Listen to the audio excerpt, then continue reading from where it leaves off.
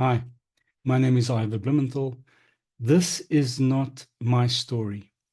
This is a story about people my age, between the ages of 40 and 60.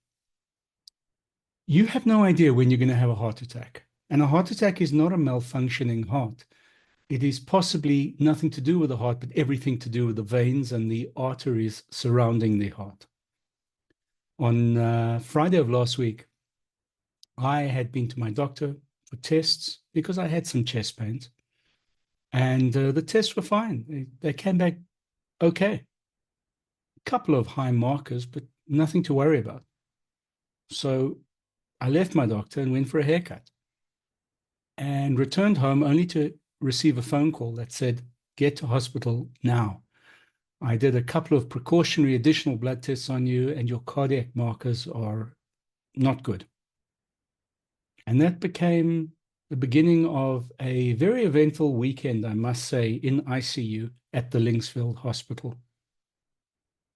Now, why am I telling you this? I knew so little about this danger. Of course, I'd heard about it. And of course, I knew people who had had heart attacks before. So this weekend was my adventure. I went into ICU, and my doctor the next day, my cardiac surgeon the next day, Dr. Garda at the Linksfield, did fantastic work for me. He placed stents in my body, and I'll explain in a minute what that means because you need to know. But let me start by saying it's urgent to monitor your heart condition. It's urgent that you know the risks of a sudden cardiac event because it can happen within seconds. High cardiac markers indicate the need for significant heart attention. That's axiomatic. And specific blood tests, not general blood tests, are going to determine those high cardiac markers. In addition, of course, to very high and, in my case, very erratic blood pressure readings. So I needed this thing called an angioplasty, which is a medical procedure designed to diagnose and then to open clogged or narrowed arteries around the heart and on the heart. Essentially, it's simple. A line is inserted into your artery, either through your groin or your wrist. And in my case, you may see the marks there. In my case, it was through my wrist. So a line is inserted into your wrist, and iodine, which is the same stuff you get from shellfish, is inserted to identify blockages in your veins and your arteries. Now, ordinarily, a balloon catheter can be inserted into that line that's been inserted to compress the plaque that's growing in those veins or arteries against the sides and to widen the artery. However, it may be very necessary, as often is the case, for something additional to be done. And that's for the use of a stent to keep the artery open. And I'm sure you've seen this on TV before. A stent is a wire mesh which supports the artery walls. It gets expanded and it stays there forever and ever and ever, and it supports those artery walls so that they don't get clogged up with plaque and therefore get occluded to the extent that your blood can't pass through those veins or arteries and really cause a heart attack. Coronary artery disease, CAD, is prevalent in males and females differently. 60 to 70% of procedures, I'm told, are on men, 30% on women. So 30% of CAD attacks are on women. It's often postmenopausal, and it's complex in women because they have smaller arteries, different plaque composition that can block those arteries and those veins. And there is obviously, for both men and women, a massive impact if you're a diabetic. And I happen to be a diabetic. Diabetics are at high risk. and they're more prone to this attack called atherosclerosis. Now, the problem is, if you're a diabetic like me, the onset of atherosclerosis is silent. It's virtually undetectable unless you regularly have this intervention, which is known as an angioplasty. And not everyone's going to do that on an ongoing basis unless there are very high cardiac markers from your blood test results. And there's a higher likelihood of multiple procedures.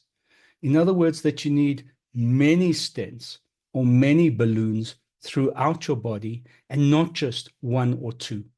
So I got quite lucky on Friday in the sense that I didn't have to have many, but what I had was enough. What I had was truly enough. Diabetics are 2 to 4 times more likely to develop coronary artery disease than non-diabetics. There are significant problems which arise from stents. So, for example, there's something called restenosis, where the vein or the artery becomes occluded again. There's stent rejection. There's stent thrombosis, which is a life-threatening clot formation due to allergic reactions.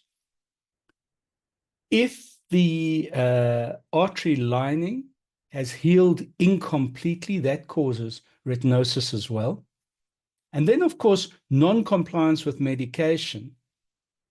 So I'm on 4 additional medications in addition to my normal medication regime.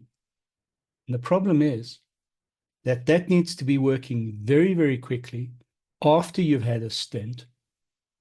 Otherwise, there is a very high rate of rejection of that stent in the body. Well, think of it. It's a foreign item, a foreign object that's been put into your body, sometimes on top of your heart, sometimes around your heart. And the body rejects foreign items, specifically if they're metal in nature. So obviously the body's going to fight it. And if you're not taking medication timeously, you're in big trouble. I had this procedure on Saturday. So what am I left feeling like? Well, as you can see, I'm operational again. I might be short of breath midday and thereafter, but I can function. So I have mild midday fatigue.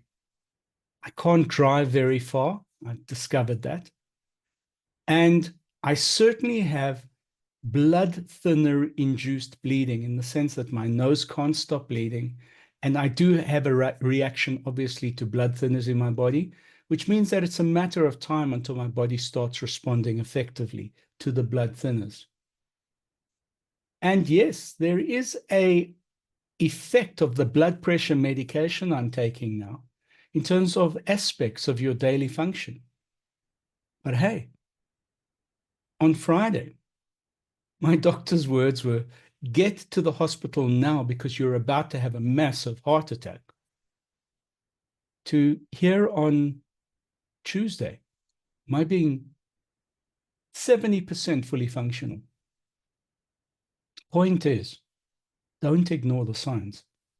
Even if you've got a slight chest pain on one side of your body and there's absolutely no referral into your arm, do something about it. Take your blood pressure. If it's high, talk to your doctor. Even if it's not high and you're worried about it, talk to your doctor.